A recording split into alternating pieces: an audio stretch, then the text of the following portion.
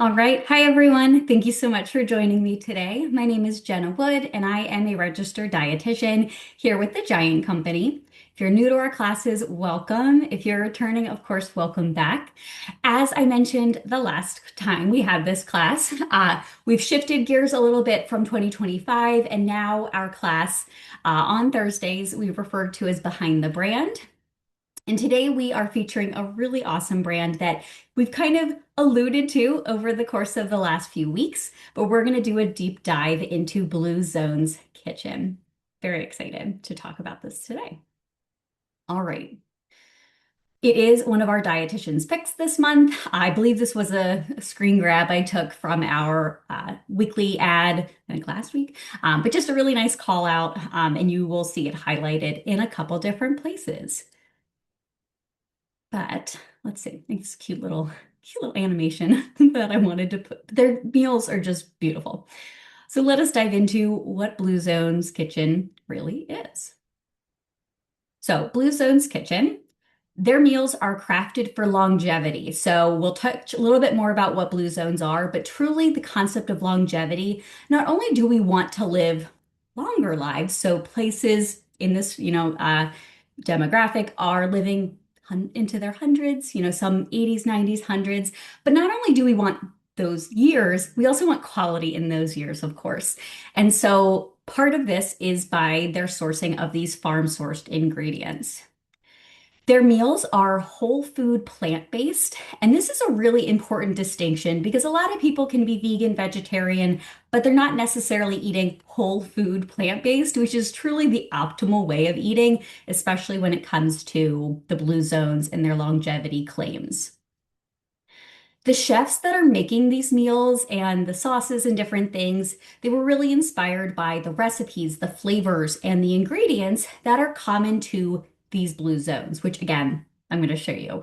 And they are ready to heat and then ready to eat meals. So just really unique in this space, which I think is an important distinction. However, we'd be remiss without mentioning Dan Buettner, who is the founder of this movement. So he's a very unique individual. So in 2004, he set out on a quest. So he is a explorer, and he really wanted to learn about the people who live a really long time. Like, what are their quote unquote secrets? What are they doing? What could we learn from them?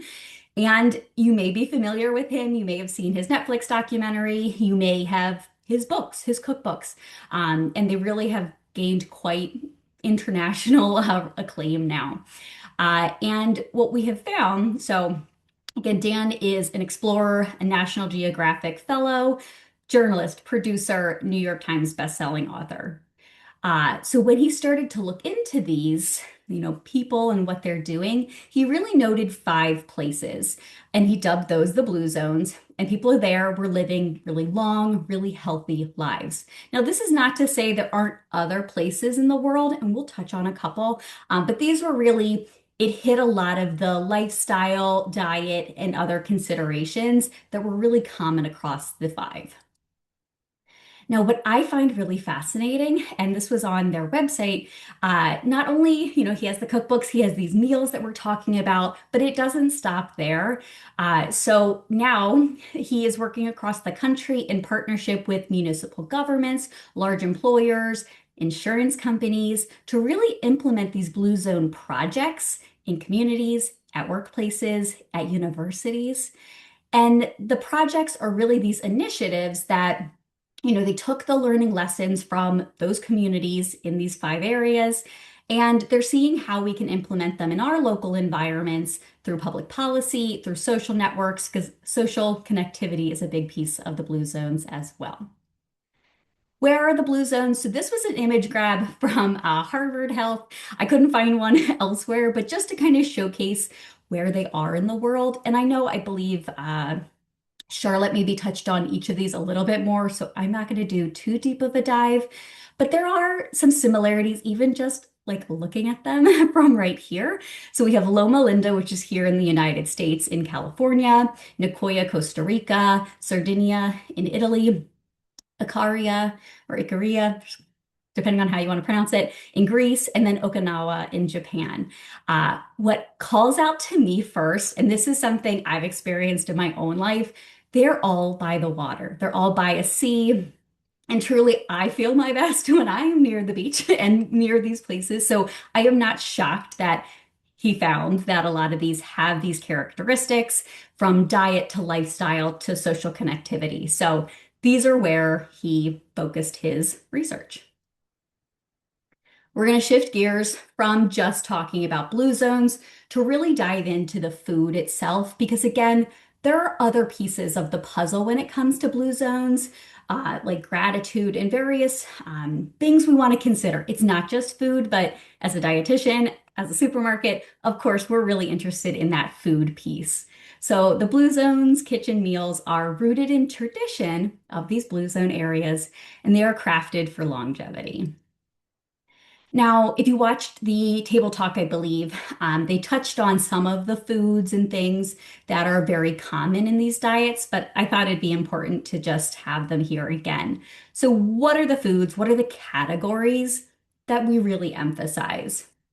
So, first and foremost, fresh, vibrant produce. Now, you might be thinking these are frozen entrees. Yes, but freezing produce, especially, really kind of locks in that nutrition and that wellness. So, and honestly, I'm going to tell you the quality of the vegetables in here, knowing that they have been frozen, they're incredible.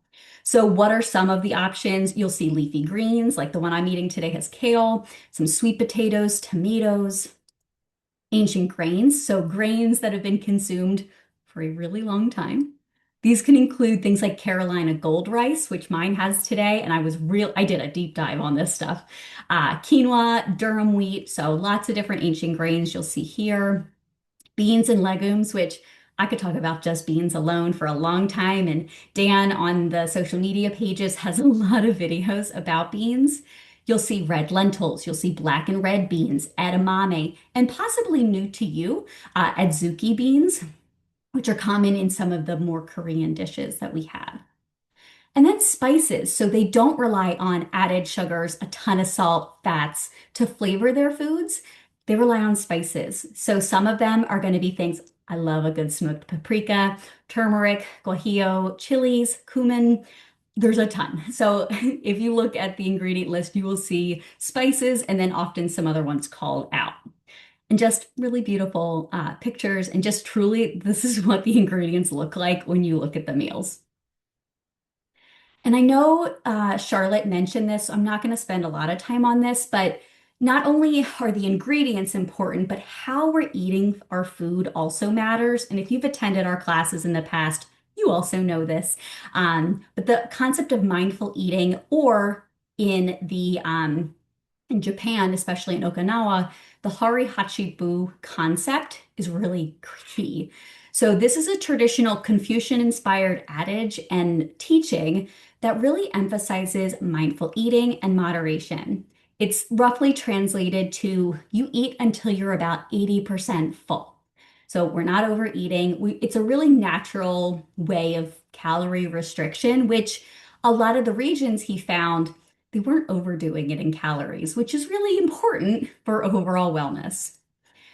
Now, there is a distinction. So they really recommend looking for the feeling of, I am no longer hungry.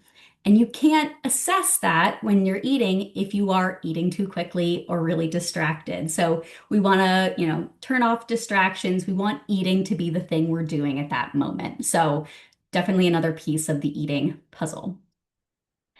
I'm not going to spend a ton of time on this too, but this was from their Blue Zones website. And these are all of the different food guidelines. And again, they're guidelines, but truly, this is what Dan Buettner saw in these different Blue Zone regions. So from monthly recommendations, weekly, daily, and of course, those 5 areas are very different places, but they had these similarities. I'm going to skip this for right now because I do have kind of a call out to it again later on, but you'll kind of see a de-emphasis of animal-based products because again, this is a plant-based whole foods guideline and dietary pattern. Snacking on nuts, drinking mostly water, tea, maybe coffee, maybe a little wine. I like, there's a little icon here, eating together, that community feel with meals. Beans are really, really important. And again, just that, emphasis on plant-based and whole foods. And I also really liked this graphic that I wanted to call out because I feel like we live in this society that is so carbohydrate phobic. And that's really not a great place to be. Yes, some people may do better on the lower carb diet, but what we have found in a lot of these regions where people are living a good long time, they are basing their meals on carbohydrate, but those whole foods. So again, the whole grains, the fruits, vegetables, beans, seeds, nuts, those foods. We still need fat, we still need protein, but we're getting a lot of that protein from those plant-based sources again. So there's more information at the link at the bottom, but I wanted to throw this out here just to showcase that carbs are not the enemy. We just want to be eating a really good source of them. And if you remember from yesterday, we talked a lot about fiber, and these meals, these foods are chock full of it. All right, so what do the meals look like? What ones do we carry here at the Giant Company? So we do carry six of, I think they have eight varieties. The two other ones we don't carry are newer. They also sound really delicious, but these are the six we carry right now. And I'm going to get into each of these, but if you are looking for them in your store, you want to look in the natural organic freezers. So not in like the regular frozen aisle. Look, for the most part, it's going to be in those. Um, I have links to both Giant and Martin's down at the bottom if you want to go directly to the page to see which varieties your store might carry. And of course, prices, availability can vary depending on date, store location, and shopping method. But let us get into the flavors. So one of the first, and I heard everybody on my team mentioning this one that they really liked, it is the burrito bowl. So this one is inspired, and you'll kind of see there's inspiration from the regions. So this one is from the Nicoya, Costa Rica. They call out, black beans, sweet potato, the guajillo, chili peppers here. This one earns one guiding star. You'll see some of the little acronyms. I'm sorry if they're a little small, but no added sugar, 7 grams of fiber. The calories are a little on the lower side for what we consider a meal. But again, thinking back to, the Hari Hachibu concept where their caloric intake is a little bit lower, but I'll touch on this a little bit later too. They're vegan. They're considered amongst, frozen entrees to be much lower in sodium than others. Of course, they do still have sodium. This one is 23% of your daily value. But thinking about all of the meals you have, 23% in one of your bigger meals is not that bad. And of course, they also have their allergen statements, which many of them have soy, which is a very common food in at least the Okinawa, Japan region. High in potassium, a little bit of iron in these meals. So lots, but what I think you can see from the ingredient statement and the way that United States we write our ingredient statements, you'll see tofu puree and then all of the components that are within it. So even if an ingredient list looks long, that's the way we have to disclose all of the compounds that are within those ingredients. This one, I haven't tried the burrito bowl yet, but I know I'm going to love it. Sounds delicious. Okay. So this is I think I've tried this one. This is the sesame ginger bowl. This, of course, is inspired by Japan. And you'll see some of the call out ingredients, edamame, broccoli, ginger, definitely things you would expect. Similar nutrition, 240 calories, a little bit lower in sodium at 460, 7 grams of fiber, 11 grams of protein. This one is also gluten-free because they are using a gluten-free soy sauce. You can see the tamari here. This one earns 2 guiding stars. So they all do, just as a call out. But really, rich flavor profile here. And I think my next slide, I just wanted to showcase, I recommend going to their website, especially to read about the flavors you're interested in, because they have really beautiful web pages about each of them, highlighting what the inspiration was, some key ingredients and why they're chosen. It just lots of information. So I highly encourage you to check that out. Then the next one, I think this is Charlotte's favorite. So this is the minestrone pasta bowl from Sardinia, of course. 280 calories, pretty low for a pasta bowl if you think about it. 590 milligrams of sodium, so still under that 600 milligram, which is typically, a dietitian recommendation for frozen entrees. 11 grams of protein, 6 grams of dietary fiber. Again, a little boost of the potassium here. And that's something I like to call out too when people are worried about sodium in certain things. I often look like, well, what's the potassium look like? Because we really need a balance of sodium and potassium in our diets. And often when we're eating other really salty things, it doesn't have a lot of potassium. But this has beans and whole grains and vegetables, which are rich in potassium. So a really good balance here. Tomatoes, kale, red lentils are call out ingredients here, and it also earns a guiding star. This is the only one, I believe, of the six we carry that does have gluten. So it is a wheat because it is durum wheat, which is a high protein, high quality grain, but it does contain gluten. This one, I think this is the one I'm eating today. So this one is technically not a part of the five blue zones.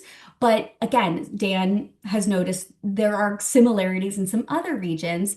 So this one, the heirloom rice bowl, is inspired by the cuisine of the Gullah Geechee people who live. They were the people who are there now are descendants of enslaved people who were, kidnapped from West and Central Africa to work on the rice plantations of the islands and kind of coastal areas of North and South Carolina, Georgia, Florida. And so they were there to work on those plantations. And so they ate a lot of rice, a lot of plant-based meals. They have a lot of community and bonds. And again, that's very similar to what we hear about in the blue zones. So some of the meals are inspired by other places, which I think is great to have this wide variety of flavor profiles and ingredients. So the call out ingredients here are red beans, Carolina gold rice, which that was what I did kind of a dive on. It looks so beautiful. Like rice is beautiful anyway, but it has a kind of gold hue to it. And then tons of spices are really very important in this meal. 310 calories, 440 milligrams of sodium. I haven't really been calling out the fat. It's all coming from unsaturated sources, so things like olive oils. In terms of total carbs, 46 grams, 7 of which are fiber though, and 10 grams of protein as well. Just really simple ingredient list here. As you can see, like it's the rice, it's the vegetables, lots of good spices. I'm excited to try this one today. I haven't tried it yet. And one call out here, I was watching a video about the Gullah Geechee people. They eat rice, breakfast, lunch, dinner. So again, they're seeing longevity and other health benefits too. This one in the table talk I remember mentioned is a favorite adobo mushroom bowl. I haven't tried this yet. I love mushrooms. I know I'm gonna love this one too. But this is inspired by Latin American cooking. Again, not technically, well, we have the Costa Rica, but this isn't necessarily called out because the burrito bowl was inspired by that region. This is more Mexican style cuisine, I would say, based on some of the ingredients. And the birria, hopefully I said that right. That's kind of the spice and flavor profile they were emulating. But some of the call out ingredients are mushrooms, so shiitake mushroom powder, black beans, portobello mushrooms, and brown rice in here as well. 260 calories, 7 grams of fat, 490 milligrams of sodium, 8 grams of fiber, incredible, and 10 grams of protein here, 2 guiding stars. I know I'm going to love this one. And then I believe this is our final one I'm going to call out today, but this is, again, not necessarily a place in the blue zones, but just another place where they're eating a lot of plant-based meals and seeing similar health benefits. So this is inspired by the iconic Korean bibimbap, which if you've tried, it means mixed rice, and it often has a lot of colorful vegetables and spices. Typically, you'll see here the gochujang, which is made with a gochugaru chili powder, which is similar, or it is the spice you see in like kimchi. So if you like that kind of flavor profile and spice, this is a great option for you. I will say I think I ate this one yesterday for lunch, and I didn't find it very spicy at all. I could have had like multiple levels higher of spice. But I think this would still be a great option, even if you're not super a fan of spice. But in terms of this one, they call out the adzuki beans. They were really delicious. The sauce with the chili powder and zucchini, which one of my favorite vegetables. The bowl itself is 310 calories, 10 grams of fat. So it does have both the olive oil and I believe it has toasted sesame oil. So that just bumps it up just a touch. But that's a very iconic oil to be used in Korean cuisine. It has how much? 490 milligrams of sodium, 10 grams of fiber, and 10 grams of protein. Just so perfect.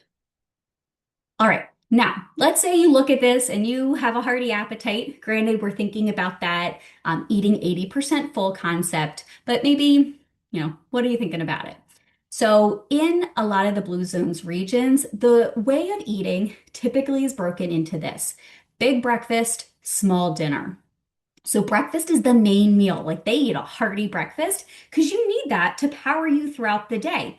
You don't really need a lot of energy at the end of the day when you're going to bed. So this is kind of how they break up their day. So breakfast is the main meal, lunch is a little smaller, dinner is quite light and eaten fairly early. And many of the regions have like a longer fast. They're not doing a ton of fasting like in some places, but they're just not eating from dinner until the time they wake up and eat this hearty breakfast. So not a lot of late night snacking and all that stuff. So this was on that one slide I kind of went through quickly, but many Blue Zone people also snack on nuts, 1 to 2 handfuls per day. So like in between meals, possibly with meals, nuts are a very big part of this diet as well. So if the entree seems a little light to you, you think you may need a little bit more calories at that meal, there are some things you could consider adding or incorporating. So these are also some foods that are very common in the Blue Zones diet. So I kind of thought through like, what would I pair with some of these? So you could do a slice of sourdough bread, or I think on their Instagram, I saw some things with like the burrito bowl. They had a really nice tortilla portion of nuts or seeds. Like I think some toasted sesame seeds on top of that Korean bowl would be delicious. More veggies, more beans, whole grains, or especially in the Japanese culture, tofu, tempeh. That's a really common and recommended protein source in this diet. A side of fruit. And then protein sparingly. So going back to that slide, people in the Blue Zones typically eat meat less than 5 times per month. Small fishes like sardines and anchovies about 3 times a week. Eggs typically less than 3 times a week, like 3 eggs per week. And sometimes fermented dairy, often goat milk. So again, these are some things to kind of consider and possibly add depending on your goals. And then, of course, not forgetting drinking a big glass of water with or before your meals, or, we want to be hydrated, and this is a part of the Blue Zones diets, and possibly green tea, which again kind of harkens back to that Okinawa dietary pattern. So just some things to think about if you're looking at them and being like, I typically eat more, think on that. And then if you're still hungry, like you're hungry, and not just that 80%, some things you could possibly add. In terms of cooking instructions for these frozen entrees, because they are ready to heat, the recommended way to cook them is in the microwave oven. And I will say, I cooked them both ways. I tried the oven and I tried the microwave, and I do agree with one just from the concept of these are meant to be things that, bring these fresh ingredients to you in a convenient way. Waiting for 40 minutes because like I got hungry and then I had to wait 40 minutes. So microwave works. The texture, the quality, honestly, I think was better in the microwave anyway. But if you're somebody who doesn't have a microwave, doesn't like microwaving, certainly the oven option does work. But all you do, so I'll kind of show you the bowl. So it comes in these really nice compostable bowls. You vent it just a little bit with the plastic, and then you microwave it 3 minutes. Give it a really good stir, pop it back in there with the film totally ripped off for a minute. It is definitely nice and hot then. They recommend temping it. 165 is the recommendation. And of course, every microwave is different. If you do want to bake it, the recommendation is 350. You leave the film intact. It didn't burn, it didn't melt. Just you leave it intact. You bake it for 40 minutes or until internal temp of 165. You know me, I'm a food safety girly and I did temp mine. I probably didn't need to go the full 40 minutes. My oven's really tiny though, so again, just kind of figuring out what works for you, but mine got up to like 180, so I probably could have taken it out a little bit sooner. To recap all of those meals we just touched on, because I know it was a lot. No added sugar in their ingredients, in their recipes. And that's really important because a lot of frozen entrees do to have that kind of flavor profile that people are seeking. But it's really important to not have a lot of added sugar in our diets, especially for longevity. So no added sugar. And this is really crucial in like the sauces that they're making. They're vegan, whole foods, plant-based meals. They have 6 to 10 grams of fiber, depending on the entree, 10 or 11 grams of protein, plant-based protein. Many are gluten-free, except for the pasta bowl with the durum. So just look out for that if you're gluten-free. And all of the ones we carry here at the Giant Company earn guiding stars, which is, I'm not shocked reading the nutrition, but just an important call out. Another beautiful picture. So, what are other people saying about Blue Zone's kitchens? Because you've heard from us, which is important. I'm glad you tune into our classes, but what are some other people saying? Some customers. So, this person said the burrito bowl was their absolute favorite of the lineup, though they're all great. They eat it a couple times a week for lunch. Easy thing to just pack for lunch. The portion size is great, and they dump it into a tortilla. So, again, it kind of just enhances the eating experience, but also maybe it makes it a little bit more filling.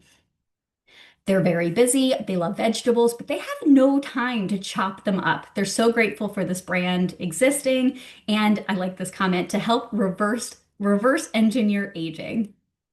Great combination of flavors. I would not chop or cook all these ingredients, so it's a fast, tasty, healthy meal. Exactly. You didn't have to go source and cook azuki beans. You got to eat them in this really great quality meal. I like this one too. Man, when the wife's out for the evening or I'm packing lunch to take to work, I reach for these 99% of the time. They're filling, delicious, super quick to prepare. Everything I want in a meal without all the garbage that's typically in other frozen meals.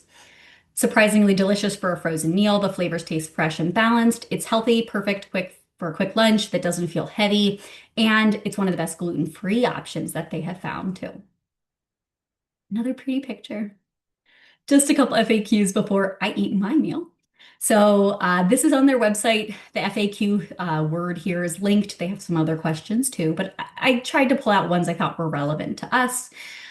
So do your meals contain any artificial ingredients? No, the meals are free from fillers, sugar, artificial ingredients, because they believe, especially based on, these blue zones, that the beans, the veggies, the grains, and the spices make the meal great, and they really want that to be the star. Are the meals vegan, plant-based? Absolutely, that's all they are. Are the meals organic and where do you source the ingredients? So they call out the beans, especially in the meals, are sourced organic.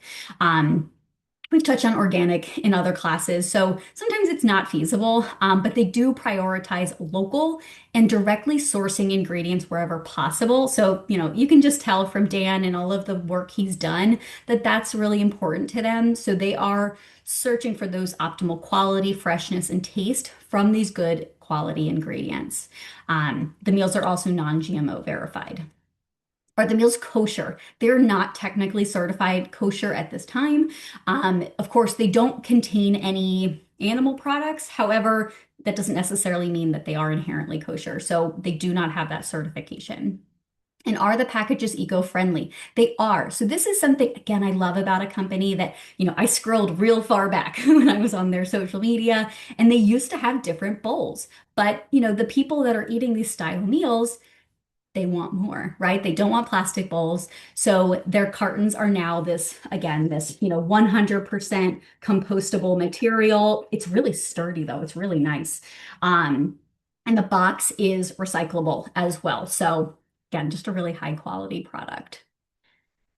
If you're interested, I always love following brands on social media. So they have Facebook and Instagram. So both of these little logos here are clickable in the recap PDF, but definitely make sure you check it out. They post recipes and inspiration and just a lot of good content on there.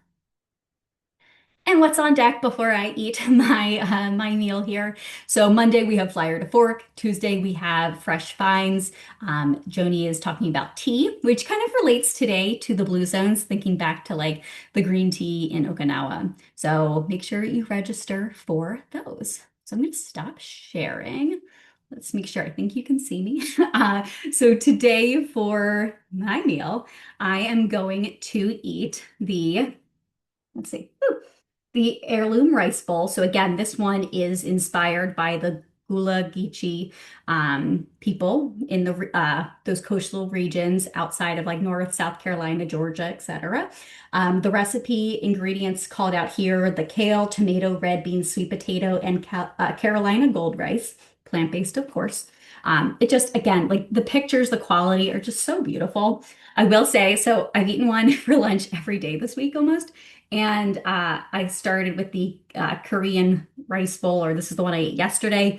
Really not very spicy, has the spinach and the adzuki beans. So delicious. I think it was this one, like the carrots were still so crunchy and like had a bite to them, which sometimes you don't always get when you have a frozen entree. So just like the texture and quality is so good. And then I also had the sesame ginger bowl the day before. So just really delicious. I've loved them all so far. But let me show you. So again, I think I already showed it's kind of like the little thing that you pull off or bent, and then the bowl. So I just kind of wanted to show. It's getting blurry. Just really nice. I can't compost here, but I keep all my compost things and then I bring it to my dad's. So I will be composting mine, but just so great that they will break down. And then so I put it in here to kind of keep it warm, and it is still warm. So let's see. And I just love it's got veggies on it. But it just smells so good. Like just not something you'd anticipate. And just the color and the texture, the rice looks so delicious. What one is this again? The heirloom rice bowl. So I'm just so excited. I love paprika. It's probably my favorite spice. So just very excited.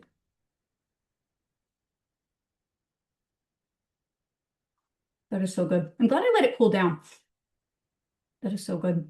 Ooh, it does have a little bit of a kick. But again, I haven't noticed any of them to be like super spicy.